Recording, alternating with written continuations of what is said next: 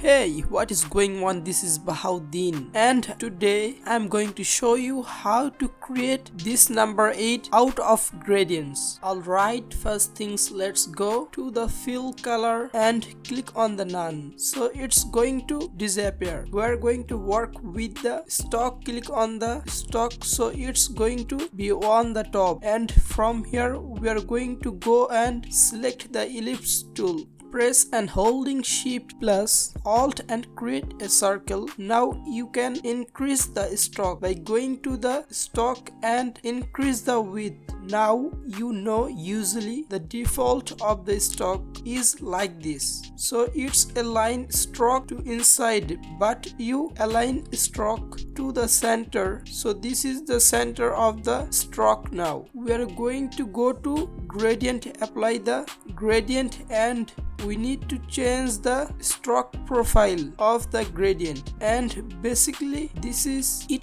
a line gradient, a long stroke. Okay, I'm gonna scale this down. Press hold Shift plus Alt on the until they touch each other there. There you go. So from here we are gonna select the direct selection tool, which is located right here, and select this curvature. Basically this curvature is located between this anchor point and this anchor point. Don't touch those anchor point, just select this curvature and press on delete. We are going to go to the pen tool, select the pen tool and click on this anchor point. Press and hold Shift and go until they interselect here. Click, and now I'm gonna create a new copy. Press and hold Alt, drag it. Press and hold Shift to rotate it, and I just gotta put it right where they interselect again. So this is again the intersection point. Okay, press and hold Shift, rotate it, and have a look. Change any color you want.